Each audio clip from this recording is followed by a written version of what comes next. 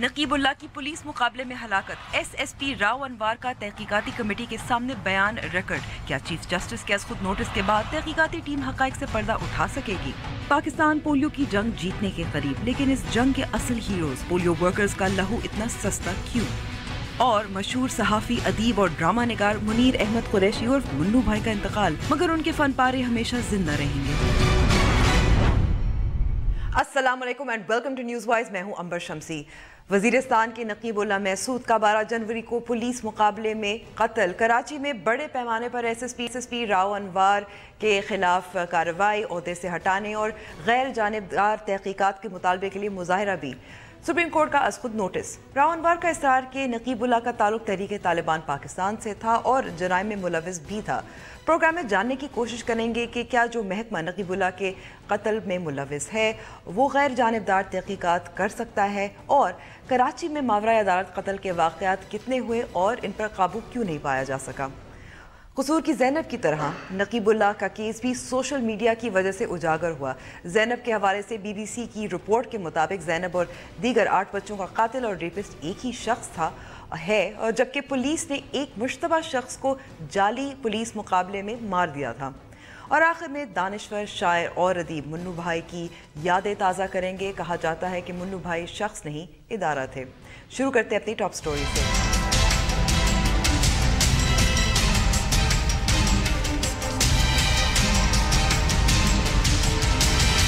نقیب اللہ محسود کا قتل اور راؤ انوار کا تحقیقاتی کمیٹی کے سامنے بیان، ان سب پر بات کرنے کے لیے ہمارے ساتھ موجود ہیں صوبائی وزیر داخلہ سندھ سہیل انور سیال کے ساتھ۔ بہت بہت شکریہ سہیل صاحب وقت دینے کا۔ سہیل صاحب، سب سے پہلا سوال، انکوائری چل رہی ہے لیکن تنقید بھی ہو رہی ہے کہ وہی ڈپارٹمنٹ، وہی محکمہ جس پر الزام ہے نقیب اللہ محسود کے قتل کا، وہی انکوائری کر رہی ہے۔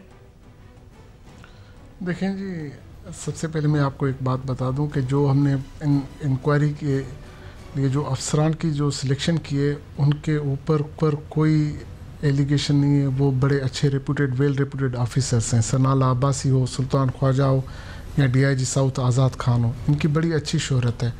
اور دوسرا یہ کہ ہم سب، میری پارٹی کے چیئرمین، میری پارٹی کے کو چیئرمین، پوری لیڈرشپ سندھ گورنمنٹ، ہم سب چاہتے ہیں کہ اگر وہ بے گناہ تھا تو اس کے جو اس مقابلے انکاؤنٹر میں جو بھی ملوث ہیں ان کو سخت سے سخت سزا دی جائے اور ایک مثال قائم کی جائے تاکہ ان فیوچر کوئی بھی ایسا واقعہ پیش نہ آئے۔ یہ ہم انکوائری کی کو اتنا پاورفل ہم نے کر دیا ہے کہ جو بھی وہ ایکشن لیں گے ہم اس پہ عمل کریں گے۔ سہیل صاحب، لیکن اتنا تو طے ہے کہ انکاؤنٹر ہوا، انکاؤنٹر میں ہی نقیب اللہ قتل ہوا۔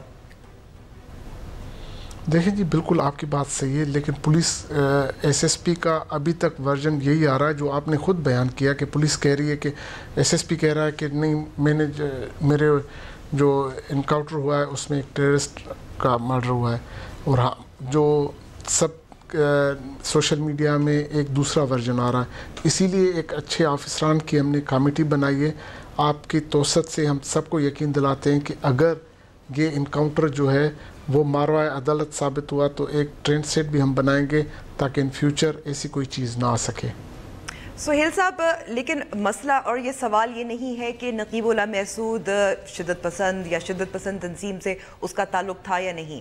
مسئلہ یہ ہے کہ یہ ایک عکاسی کرتا ہے کہ پولیس اور کراچی میں خاص طور پر کس طرح سے انکاؤنٹر کے ذریعے جو مشتبہ افراد ہیں ان کو مار دیا جاتا ہے، جو انسانی حقوق کے خلاف ورزی بھی ہے، ڈیو پروسیس کی خلاف ورزی ہے۔ میں دیکھیں تھوڑا اس چیز کے تھوڑا ہم پس منظر میں جائیں کہ 2013 والے کراچی آپریشن میں اسی سندھ پولیس نے، اسی رینجرز نے، اسی پاکستان کی آرمی نے شہادتیں بھی پائی ہیں۔ یہاں پہ ٹیررزم اتنا تھا کہ لوگ جو ہیں، لوگوں کو ٹیررزم اور اس سے پہلے یہاں پہ بوریاں بند لاشیں بھی ملی ہیں۔ یہاں پہ پولیس کی بڑی قربانیوں کی ایک لمبی فہرست بھی ہے۔ ہاں، میں یہ مانتا ہوں کہ ایسی پولیس میں کالی بھیڑیاں بھی ہیں۔ ہم کوشش کریں گے کہ کالی بھیڑیں جو بھی ہیں اس میں، وہ ہم نکال کے پھینکیں اور ان کے اوپر سخت سے سخت کارروائی کریں تاکہ ان فیوچر سخت کارروائی ظاہر ہے. آپ نے جیسے کہا کہ یہ مثال آپ بنانا چاہتے ہیں, قائم کرنا چاہتے ہیں اس کیس میں. اب آپ کو بھی معلوم ہے اور یہ رپورٹڈ بھی ہے, راؤ انوار صاحب کو بہت عرصے سے انکاؤنٹر اسپیشلسٹ کہا گیا ہے. مسئلہ یہ ہے کہ انکاؤنٹر میں اگر آپ مشتبہ افراد کو مار دیتے ہیں وہ معصوم بھی نکل سکتے ہیں, بے گناہ بھی نکل سکتے ہیں. دیکھیں, انفارچونیٹلی کہیں یا فارچونیٹلی, ایک چیز ہے کہ جب بھی انکوائری اس کے اوپر ہوئی ہے اس میں کبھی بھی اس کے اوپر کوئی چیز ثابت نہیں ہوئی ہے. تو ہم جو ہے کسی کے الزام لگانے سے جب تک وہ ثابت نہیں ہو جاتا ہم کسی کے خلاف ایکشن لے نہیں سکتے. اسی لیے میں نے آپ کو کہا کہ اس مرتبہ جو ہم نے ایک ایڈیشنل آئی جی 21 گریڈ کے آفیسر, 2 20 گریڈ کے آفیسر کی کمیٹی بنائی ہے جو یہ فیکٹ فائنڈنگ کریں گے کہ اگر راؤ نے غلط کیا ہے تو اس کو سزا بھی ملے گی. اچھا, یہ بھی میں human rights commission of Pakistan کی رپورٹ کی کچھ اعداد و شمار ہے اس کی توجہ آپ کی طرف دلاتی ہوں. 140 لوگ پولیس انکاؤنٹرز ہوئے, لوگ مارے بھی گئے. 140 2017 میں صرف. اگر نقیب اللہ کا کیس اس طرح سے میڈیا پہ شور نہیں مچتا تو پھر معاملہ ایسے ہی چلتا رہتا. دیکھیں, ایک میں چیز آپ کو بتا دوں کہ میڈیا ایک اہم ستون ہے. اس کی وجہ سے کئی جو معاشرے میں برائیاں ہوتی ہیں وہ پوائنٹ آؤٹ ہوتی ہیں. تو میڈیا کا رول جو ہے وہ پازیٹیولی ایک اچھا طریقے سے ایک معاشرے میں, سوسائٹی میں ایک آ رہا ہے. تو اسی کی وجہ سے ہمیں بھی سپورٹ ملتی ہے. ایز اے ہوم منسٹر میں بتا رہا ہوں کہ کئی چیزیں ایسی ہوتی ہیں جو ہمیں ایسے پتہ نہیں چلتا. ایک اگر میرے تھر میں اگر کوئی ایک انسیڈنٹ ہو جاتا ہے تو وہ مجھے سوشل میڈیا یا الیکٹرانک میڈیا کے تھرو مجھے پتہ چلتا ہے. رات کو 2 بجے بھی اچانک ایک واٹس ایپ یا ٹویٹر آ جاتا ہے کہ یہاں پہ یہ, تو ہم اس پہ ایکشن لے سکتے ہیں. اس میڈیا, اس سوشل میڈیا کا یہ سہیل صاحب, لیکن صوبہ آپ کا ہے, صوبہ کی جماعت کا ہے. میڈیا اور سوشل میڈیا پہ کیوں انحصار کر رہے ہیں؟ یہ چیزیں ان پہ بات ہوتی ہے, معلوم ہونا چاہیے, آپ پتہ رکھنا چاہیے. دیکھیں, ایک یہاں پہ ایک سسٹم ہوتا ہے کہ جب تک آپ ایک ایس ایچ او کے پاس رپورٹ کیس ہوتا ہے تب مجھے پتہ چلتا ہے. ٹھیک ہے, کئی کرائم ایسے ہیں جو رپورٹ ہی نہیں ہوتے. تو اس جو رپورٹ نہیں ہوتے اس میں مجھے سوشل میڈیا نے اور الیکٹرانک میڈیا اور پرنٹ میڈیا نے مجھے بڑی سپورٹ دی ہے. اور صرف مجھے نہیں, ہر ڈپارٹمنٹ کو, پاکستان کو اس الیکٹرانک میڈیا نے کئی ایسے مسائل میں سپورٹ کیے جو پہلے شاید کہیں چھپے ہوئے تھے. تو میڈیا کا ایک رول تو ہے, اور اس سے ہم سب, اس کی وجہ سے آج ایک جو نقیب کا مسئلہ لے لیں, اگر وہ واقعی آپ کی بات صحیح ہے, اگر آپ میڈیا نہ اٹھاتی تو ہمیں یہ پتہ ہی نہیں چلتا, کیونکہ ہمیں پولیس نے یہ بتایا کہ ایک انکاؤنٹر ہوا. سہیل صاحب, اس وقت جو مظاہرہ بھی کراچی میں چل رہا ہے, لوگوں کو اعتماد نہیں ہے اس انکوائری کمیٹی پر, سپریم کورٹ کی طرف نظریں جمائے ہوئے ہیں.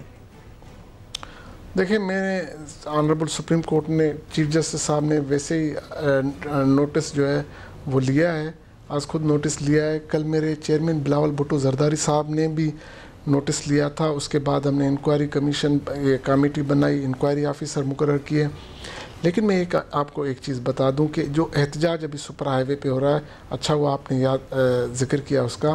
میں یہ دیکھ رہا ہوں کہ جو عام ٹرانسپورٹر ہے, جو عام پبلک ہے, گاڑیوں کے شیشے انہی عام لوگوں کے توڑے جا رہے ہیں. اس لوگوں نے احتجاج کریں لیکن پرامن طریقے سے کریں. ان لوگوں نے کیا قصور کیا جن کی گاڑیاں, جو ٹرانسپورٹر ہوگا اس کے کیا, ٹرک ڈرائیور کو تو اس یعنی جس کا شیشہ ٹوٹ گیا, کسی کے ٹائر برسٹ ہو رہے ہیں, کسی کا کیا. تو برائے مہربانی آپ اپنی میڈیا کے تھرو, اپنے ٹی وی چینل کے تھرو, ان سب سے میں آپ کے تھرو اپیل کرتا ہوں کہ پرامن احتجاج, اور دوسرا یہ کہ وہ فیل کریں جب پرامن احتجاج کو پرامن رہنا چاہیے, مظاہرین کو اس طرح سے تشدد یا کچھ وائلنس نہیں کرنا چاہیے. لیکن اس میں ایک اور چیز ہے کہ جو مظاہرین ہیں, خاص طور پہ جو جن کا تعلق پشتون بیلٹ سے ہے, ان کی بھی شکایات ہیں. ان کا کہنا ہے کہ محسود اور وغیرہ جو شمال سے لوگ آتے ہیں ان کے خلاف اسٹیریوٹائپنگ بھی ہوئی ہے, اور ان کو پولیس کو پیسے دینے پڑتے ہیں تاکہ ان کو تنگ نہ کیا جائے. دیکھیں, اگر ایسا کوئی بھی کیس ہے جس میں پولیس ان کو پیسوں کے لیے تنگ کرتی ہے تو برائے مہربانی آپ ہی کے چینل کے تھرو میں کہہ رہا ہوں کہ آئیں میرے آفس میں, कंप्लेन करके मैं ये वादा करता हूँ कि उनका नाम जो है वो भी कहीं नहीं डिस्क्लोज़ किया जाएगा। एक अच्छा हम फोकल पर्सन रखते हैं, अच्छी शोहरत वाला पुलिस ऑफिसर, या पुलिस पे इनको ट्रस्ट नहीं तो मैं होम डिपार्टमेंट में एक फोकल पर्सन रखता हूँ जिसके पास ऐसी शिकायतें लेके आएँ, हम उन पे इंक्वायरी करेंगे, हम उनके ऊपर एक्शन लेंगे। अगर वो गिल्टी फील, अगर वो उनके क्राइम में इन्वॉल्व हैं तो हम उनके खिलाफ एक्शन लेंगे। और दूसरी बात ये कि आपने कहा कि जो इंक्वायरी, देखें एक मैं आपको चीज़ बता दूं कि पुरअमन एहतजाज हर किसी का हक़ है, जमहूरियत का ये हुस्न है कि एहतजाज करना हर किसी का हक़ है, लेकिन वो पुरअमन रहे। और एहतजाज इस वक्त मुझे मेरी समझ से थोड़ा बालातर है कि गवर्नमेंट ने इंक्वायरी बिठा दी है, राव अनवार इस वक्त इंक्वायरी कमीशन के सामने वो रिकॉर्ड अपना स्टेटमेंट रिकॉर्ड करवा रहा है। हर तरीके से गवर्नमेंट और पुलिस के जो अपर ऑफिसर हैं, जो ऊपर वाले ऑफिसर हैं, वो उनको सपोर्ट कर रहे हैं। एक मिनट सिर्फ मेरी बात पूरी कर। लेकिन इस वक्त एहतजाज करना मुझे सिर्फ ये, अगर हाँ उनको फील हो कि पुलिस उनको सपोर्ट नहीं कर रही। मैंने तो इनफैक्ट सुबह कोशिश की कि नकीब के वालिद से मेरी मुलाकात हो जाए, लेकिन मुझे पता चला कि वो तदफीन के लिए वहाँ अपने गांव गए हुए हैं। जैसे वो आएंगे तो मैं उनसे मिलूँगा भी। अगर वो उनको कहीं से भी अगर उनको ये फील हो रहा है कि उनको सपोर्ट, उनको इस कमीशन पे एतबार नहीं है, तो हम जुडिशल इंक्वायरी भी बिठाने के लिए तैयार हैं। हमें ये कहें, हम जुडिशल इंक्वायरी भी कर सकते हैं, जैसे इंतजार केस में हमने जुडिशल कमीशन बना दिया भी कर सकते हैं। सुहेल साहब बहुत बहुत शुक्रिया हमें वक्त देने का। नाज़रीन लेते हैं ब्रेक, और ब्रेक के बाद हम बात करेंगे क्वेटा में 2 पोलियो वर्कर्स का फायरिंग से कत्ल, क्यों, कैसे, इसको बेहतर कैसे किया जा सकता है।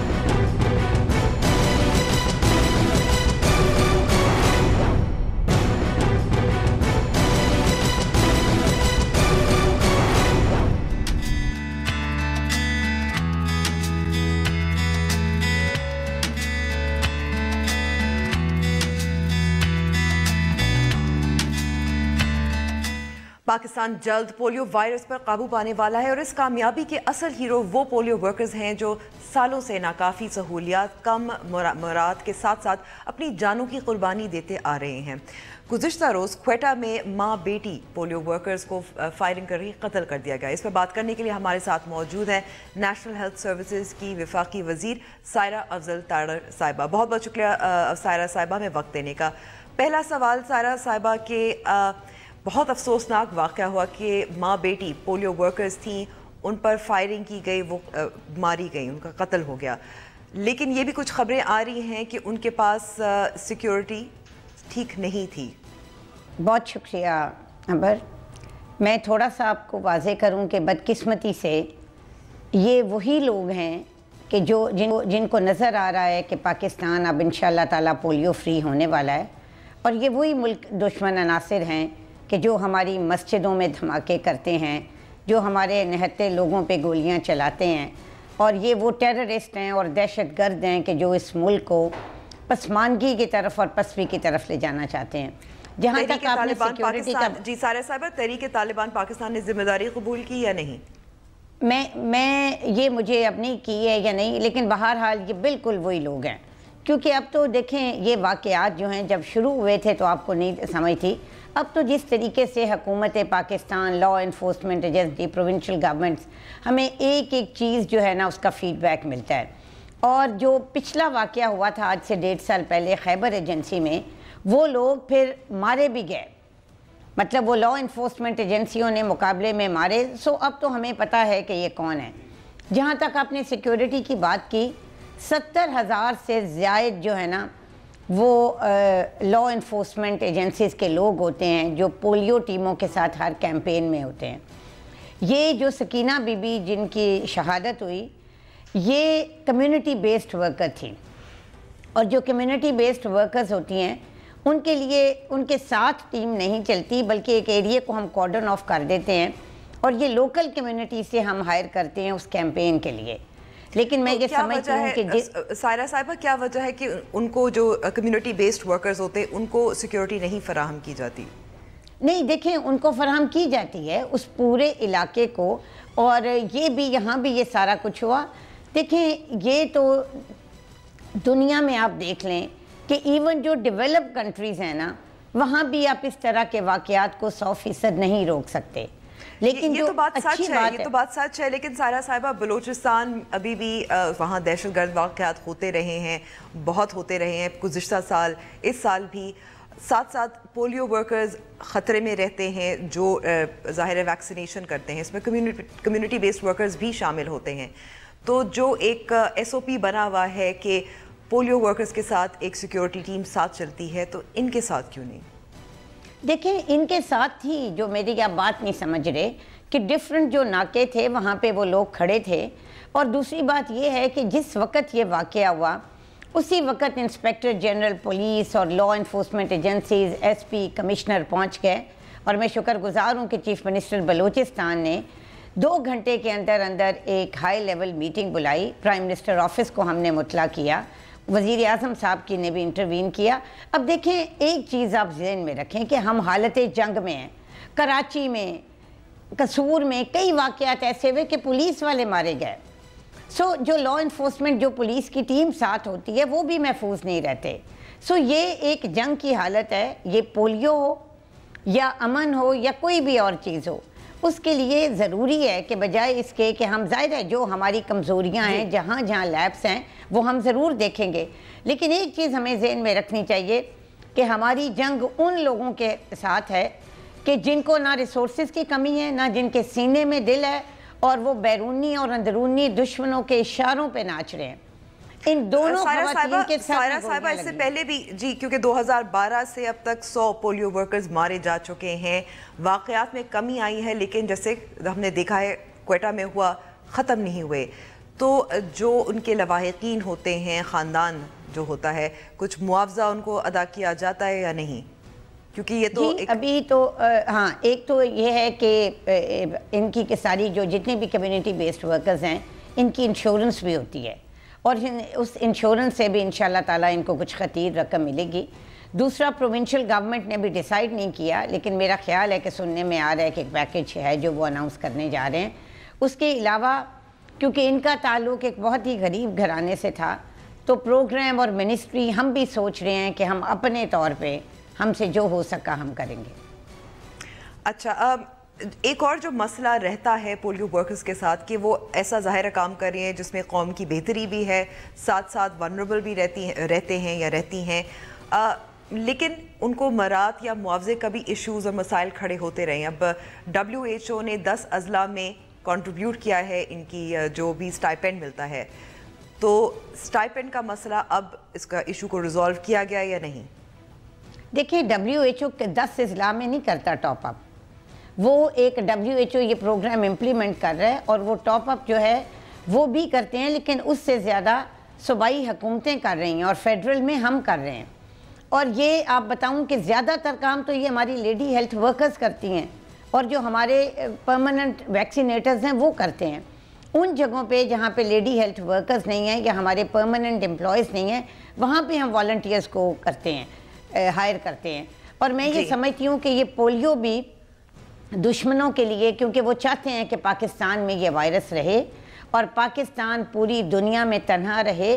اس لیے آپ یہ دیکھیں کہ اب آ کے ان کو شروع میں انہوں نے کہا جی کہ ویکسین حرام ہے، یہ ہے وہ ہے، بہت سارے بہانے تھے، لیکن اب اللہ تعالیٰ کی مہربانی سے، اور اس میں سب سے زیادہ خوشی کی بات امبر یہ ہے کہ اس واقعے کے بعد بھی کیمپین کہیں نہیں رکی.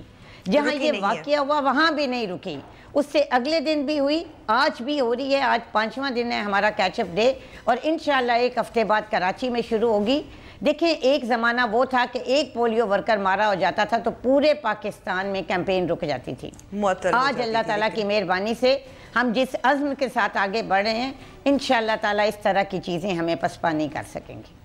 سائرہ صاحبہ بہت بہت شکریہ، اپنا وقت ہے. ناظرین لیتے ہیں بریک، اور بریک کے بعد ہم بات کریں گے منو بھائی پر.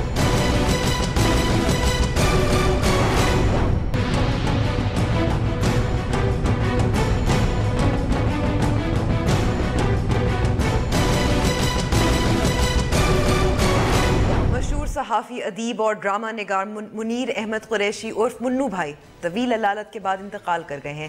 منو بھائی کی خدمات پر ایک نظر اسلام آباد سے فیاض راجہ نے اپنی اس رپورٹ میں ڈالی. بھوک لگتی سی منگ لیندے سا، مل جاندا سی کھا لیندے سا، نہیں سی ملدا تے رو پیندے سا، روندے روندے سو لیندے سا. منیر احمد قریشی نے 6 فروری 1933 کو وزیرآباد میں آنکھ کھولی. ان کے دادا امام مسجد تھے اور شوقیہ شاعری بھی کرتے تھے. منو بھائی نے اپنے دادا سے ہیر رانجھا، سسی پنو، سوہنی مہیوال، مرزا صاحبہ اور یوسف زلیخا کے قصے اور الف لیلا کی کہانیاں سنی، جس نے ان کی تخلیقی صلاحیتوں کو جلا بخشی. وزیرآباد سے 1947 میں میٹرک کرنے کے بعد وہ گورنمنٹ کالج کیمل پور کے طالب علم رہے. 7 جولائی 1970 کو اردو اخبار میں ان کا پہلا کالم شائع ہوا. انہوں نے مختلف اخبارات میں ہزاروں کالم لکھے. ان کے کالم کا مستقل عنوان گریوان تھا. غربت، عدم مساوات، سرمایہ نظام، خواتین کا استحصال اور عام آدمی کے مسائل منو بھائی کے کالموں کے موضوعات تھے. دیکھ ذرا پورا 6 کا پاڑا لکھ دیا. لکھنے کو کیا، سنانے کو نہیں. ڈرامہ نگاری میں منو بھائی کی شخصیت کا ایک معتبر حوالہ سونا چاندی ہے. انہوں نے پاکستان ٹیلی ویژن کے لیے جھوک سیال، دشت اور عجائب گھر جیسے لازوال ڈرامے بھی تحریر کیے، مگر سونا چاندی ان کو ہمیشہ زندہ رکھے گا. منو بھائی گزشتہ کئی روز سے پھیپھڑوں کے مرض میں مبتلا تھے.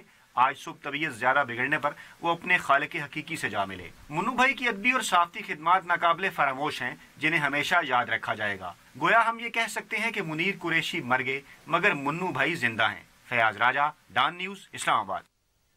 منو بھائی کی زندگی، ان کے کام کے بارے میں بات کرنے کے لیے ہمارے ساتھ موجود ہیں مستنصر حسین تارڑ صاحب، جو شاعر بھی ہیں، مصنف بھی ہیں. اس کے علاوہ ہمارے ساتھ عارفہ سعیدہ زہرا صاحبہ بھی موجود ہے. اردو ادب اور تاریخ سے بہت ان کی قریبی واقفیت ہے، پروفیسر بھی ہیں. آپ دونوں کا بہت بہت شکریہ وقت دینے کا. سب سے پہلے تارڑ صاحب، آپ سے میں پوچھنا چاہوں گی کہ منیر قریشی صاحب تو وفات پا گئے، لیکن کیا منو بھائی زندہ ہیں؟ دراصل ہوتا ہی ہے کہ بھئی ہم جیسے لوگ جو ہم اثر ہوتے ہیں، ہم میں سے کوئی بچھڑتا ہے تو ہمیں کو بہت زیادہ دکھ نہیں ہوتا، کیونکہ ہمیں یقین نہیں آتا. ان کی موجودگی جو ہے وہ آپ کو محسوس ہوتی رہتی ہے. مثلا منیر نیازی ہیں، اشفاق ہیں، انتظار ہیں، عبداللہ حسین ہیں، یہ سب لوگ چلے گئے ہیں. لیکن ہم جیسوں کے لیے ان کی موجودگی برقرار رہتی.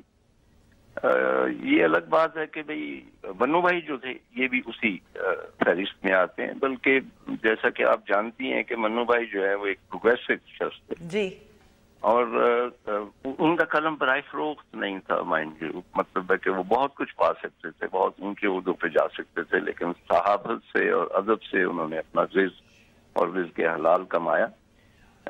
جس مکان میں آج سے 50 سال پہلے منتقل ہوئے تھے وہیں فوت ہوئے.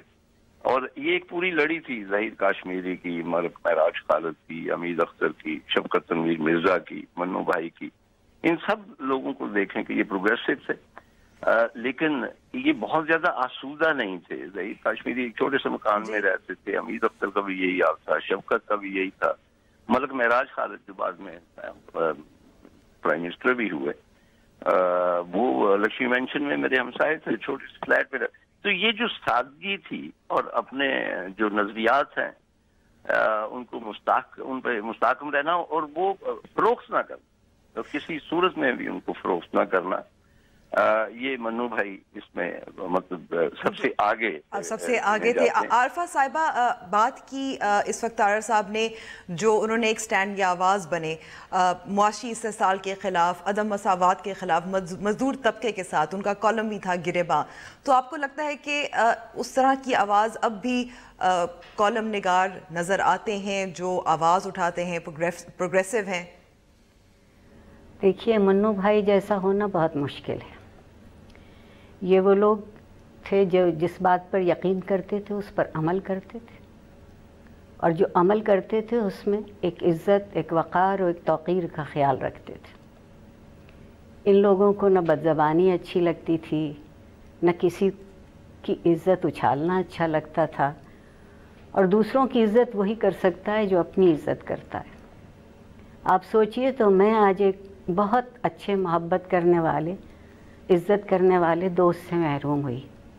انہوں نے زندگی بھر مجھ جیسے معمولی کی اتنی عزت کی، اتنی محبت کی، اور یہ محبت میں سمجھتی تھی صرف میرے لیے، ہر ایک کے لیے تھی. اس کی بنیادی وجہ یہ ہے کہ وہ انسان کو عزت اور محبت کے قابل سمجھتے تھے. ان کے لیے انسان بھی اہم تھا اور ادارے بھی اہم تھے.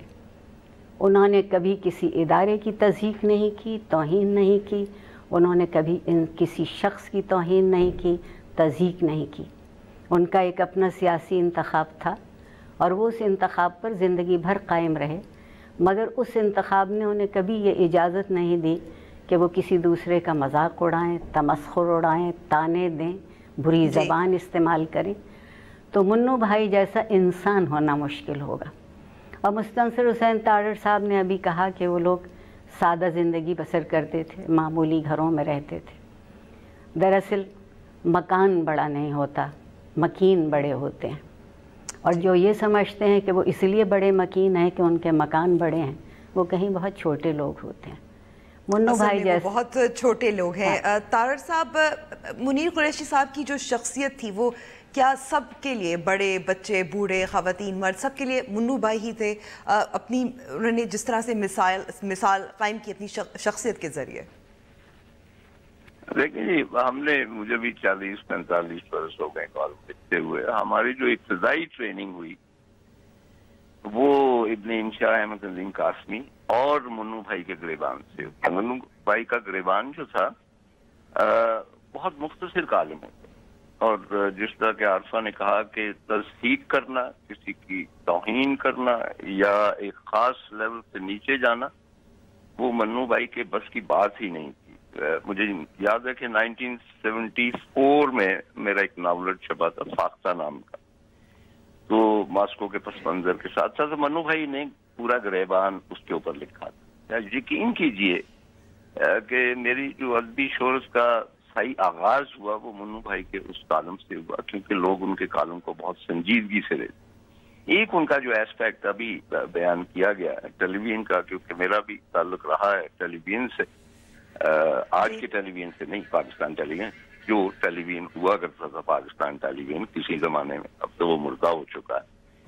تو وہ وہاں پہ جو ڈرامے ایک خاص مدت تک، یعنی اس کے بعد ایک چینج آیا، تب تک جو لوگ دیکھتے تھے اشفاق تھے، انور سجاد تھے، منو بھائی تھے، میں بھی بعد میں ان میں شامل ہوا، تو یہ سب لوگ جو تھے یہ اس مٹی کے بیٹے تھے، اور اس کی خوشبوؤں کو، اس کے درختوں کو، شجروں کو، اس کے رسوم کو، اس کے رواج کو، یہ سارا کچھ ان کی تحریر کی مہک ہوتی تھی، اس میں آپ محسوس کر سکتے تھے، اس میں کوئی گلیمر نہیں ہوتا تھا۔ منو بھائی کے پلیز میں کبھی کوئی گلیمر نہیں ہوا۔ اب جوگ سیال انہوں نے لکھا، جو طاہرہ کے والد کا لکھا ہوا ناول تھا، اس کے کردار آج بھی لوگ یاد کرتے ہیں۔ پلیٹ فارم انہوں نے لکھا، اس کے بعد عجائب گھر لکھا، اس کے بعد سونا چاندی دیکھیں کہ بھئی ایک عام۔ طاہر صاحب، آپ کو لگتا ہے کیونکہ وہ صحافی بھی تھے، کالم نگار بھی تھے، ڈرامے بھی لکھتے تھے، ان کی شخصیت کے بہت سارے پہلو تھے، تو آپ کو لگتا ہے کہ ان کی سب سے جو مہارت کیا کس شعبے میں وہ زیادہ بے مثال تھے؟ دیکھیں، یہ ایک سوال جو ہے یہ مناسب ہے، کیونکہ اول شرط ہوتا ہے کہ بندے کا سینسٹیو ہونا اور کریٹو ہو۔ اس سینسٹیوٹی کے ساتھ اور اس کریٹیوٹی کے ساتھ وہ جو کچھ بھی کرے وہ دوسروں سے بہتر کرتا ہے، اور وہ جو کچھ بھی کرتا ہے اس کی کوئی اول دوم سوئم کیٹیگریز نہیں ہوتی، وہ ساری آؤٹ اسٹینڈنگ۔ طاہر صاحب معاف کیجیے گا، میں آپ کو روک رہی ہوں کہ میں چاہتی ہوں عارفہ صاحبہ سے بھی ایک سوال یہاں کروں۔ عارفہ صاحبہ، آپ کو لگتا ہے کہ منو بھائی کی وفات کے بعد وہ دور گزر گیا ہے؟ اگر سچ بولوں تو شاید اب ایسے لوگ نہیں آئیں گے، کیونکہ اس وقت جو لوگ سامنے آ رہے ہیں اور جو ابھر رہے ہیں وہ منو بھائی جیسوں کی گرد کو نہیں پہنچتے۔ منو بھائی کے زبان میں لکنت تھی، ان کا خیال کبھی نہیں جھجکا، اور وہ لوگ زندگی کی آبرو اور زندگی کی عزت، جو ایک لفظ میں بار بار استعمال کر رہی ہوں، اس کی قدر کرنا جانتے تھے۔ آج آپ دیکھیے کہ پل میں ماشا پل میں تولا، یہ لوگ نہیں ہو سکتے ایسے بھاری بھرکم لوگ جو خود سے مطمئن ہوں، جنہیں اپنے لیے کچھ نہ چاہیے ہو، جو ہمیشہ دینے کو تیار رہیں، اور جو دینے کو تیار ہوتا ہے اس سے بڑا امیر اور سخی کوئی نہیں ہوتا۔ بہت بہت شکریہ ہم سے بات کرنے کا عارفہ سیدہ زہرا صاحبہ اور مستنصر حسین تارڑ صاحب، منو بھائی کی یادیں تازہ کی، ان کے بارے میں بات کرنے کا۔ ناظرین، اب لیتے ہیں چھوٹی سی بریک۔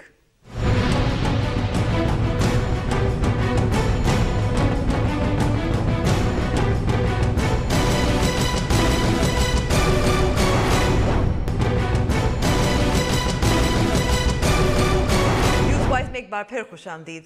सोशल मीडिया पे आए रोज तस्वीर, वीडियोस और चैलेंजेस वायरल होते रहते हैं, लेकिन शायद ये पहली बार है कि यूट्यूब और फेसबुक को मदाखलत करके तेजी से बढ़ते हुए एक वायरल चैलेंज को रोकना पड़ा।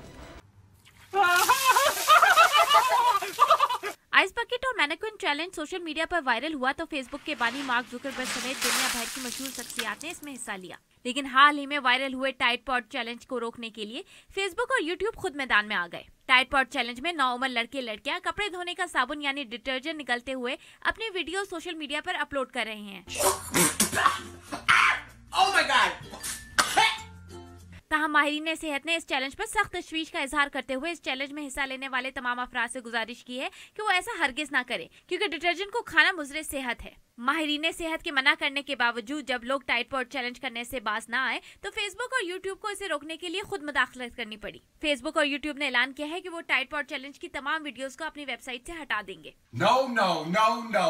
जबकि डिटर्जेंट बनाने वाली कंपनियां भी अपने इश्तिहारात में सार्फिन को मुतनब्बे कर रही हैं कि वो उनका साबुन सिर्फ कपड़े धोने के लिए ही इस्तेमाल करें और किसी और चीज के लिए नहीं।